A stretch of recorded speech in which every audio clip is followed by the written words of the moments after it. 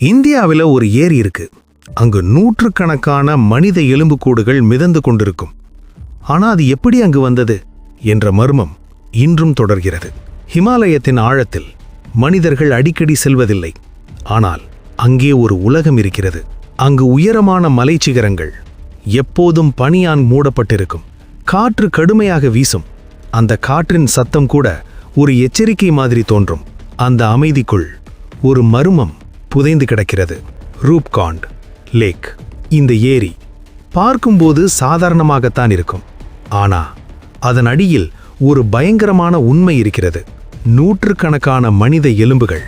அந்த நாள் 1942. உலகம் இரண்டாம் உலகப் போரின் நடுவில் இருந்தது. இந்தியாவின் வடுப்பகுதியில் ஒரு அரசு வன அதிகாரி ஹரிகிஷன் மதுவால் தனது ரொட்டீன் பெட்ரோலில் இருந்தார். அவர் அந்த மலைப்பகுதியை நன்றாக அறிவார். ஆனா அந்த நாள் ஏதோ வித்தியாசமாக இருந்தது. பனி கொஞ்சம் கரைந்திருந்தது. அது ஒரு அரிதான தருணம். அந்த நேரத்தில் தூரத்தில் ஒரு சிறிய நீர்நிலையை அவர் கவனித்தார்.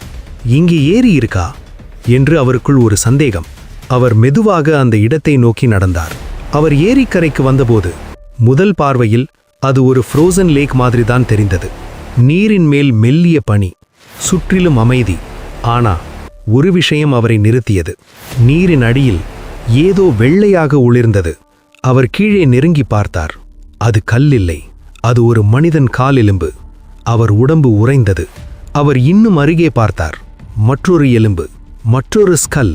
சில நொடிகளில் அந்த ஏரியின் அடியில் நூற்றுக்கணக்கான ஸ்கெலட்டன்ஸ் இருப்பது அவருக்கு புரிந்தது. பயம், அமைதி. அந்த இடத்தில் எந்த உயிரின சத்தமும் இல்லை. பறவைகள் கூட அந்த ஏரிக்கு அருகில் வரவில்லை. காற்று மட்டும் வீசியது. அந்த காற்று கூட ஒரு வார்னிங் மாதிரி இருந்தது. அந்த அமைதிக்குள் ஒரு கேள்வி மட்டும்: இங்கே என்ன நடந்தது? இந்த செய்தி மெதுவாக வெளியேறியது. முதலில் அது ஒரு ரூமர் மாதிரி இருந்தது. ஆனா பின்னர் சயின்டிஸ்ட்ஸ், ஆர்கியாலஜிஸ்ட்ஸ், ஹிஸ்டாரியன்ஸ் அனைவரும் அந்த இடத்துக்கு வந்தார்கள். அவர்கள் அந்த ஏரியை ஆய்வு செய்ய ஆரம்பித்தார்கள். ஒவ்வொரு ஸ்கெலட்டனும், ஒவ்வொரு க்ளூவும் முக்கியமானது. மரணத்தின் சான்றுகள். அவர்கள் கவனித்த விஷயங்கள்: சில ஸ்கெலட்டன்ஸுக்கு ஹேர் இருந்தது, சிலரிடம் லெதர் ஃபுட்வேர் இருந்தது, சிலரிடம் ஆர்னமெண்ட்ஸ் இருந்தது, சிலர் நல்ல உடை அணிந்திருந்தார்கள். அதாவது இது ஒரு சாதாரண விபத்து இல்ல, இது ஒரு ஆர்கனைஸ்டு குரூப். அவர்கள் ஒரே இடத்தில் இருந்தார்கள். ஆனா அவர்கள் வாழ்க்கை முறைகள் வேறுபட்டது. சில வருடங்கள் கழித்து மாடர்ன் டெக்னாலஜி வந்த பிறகு DNA டெஸ்டிங் செய்யப்பட்டது. அதிலிருந்து வந்த முடிவு உலகையே அதிர்ச்சியடைய வைத்தது.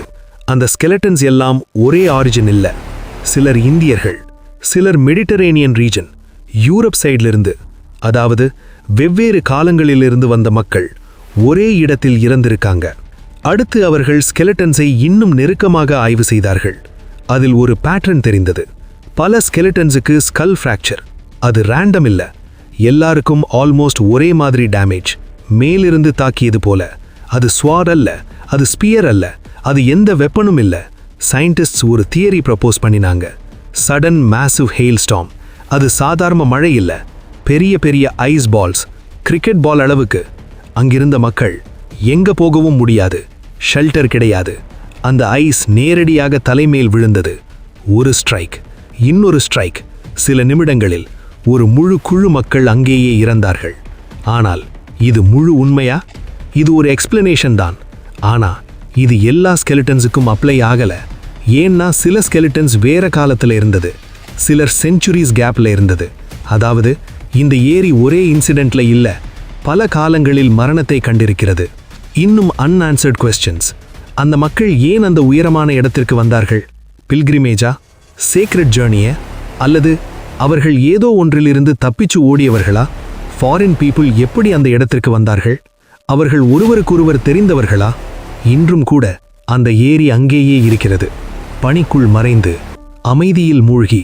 சம்மர் காலத்தில் பனி கொஞ்சம் கரையும் போது அந்த ஸ்கெலிட்டன்ஸ் மீண்டும் தெரியும். அவை அங்கேயே கிடைக்கிறது, நூற்றாண்டுகளாக ஒரே இடத்தில், ஒரே அமைதியில். இந்த ஸ்டோரி நமக்கு ஒரு உண்மையை நினைவூட்டுகிறது.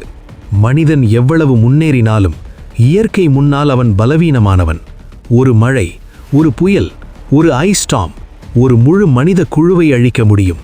அந்த ஏரி ஒரு மர்மம் மட்டுமில்ல, ஒரு எச்சரிக்கை. நம்ம வாழ்க்கை, நம்ம டெக்னாலஜி, நம்ம அறிவு எல்லாமே இயற்கையின் முன் சிறியதுதான். இந்த உலகத்தை காப்பதும் அழிப்பதும் இயற்கைதான். இந்த வீடியோ பிடிச்சிருந்தா கமெண்ட் செக்ஷன்ல இயற்கை என்று கமெண்ட் பண்ணிட்டு போங்க. மேலும் ஒரு லைக் போட்டுக்கங்க.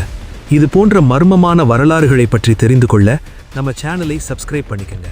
நன்றி, வணக்கம்.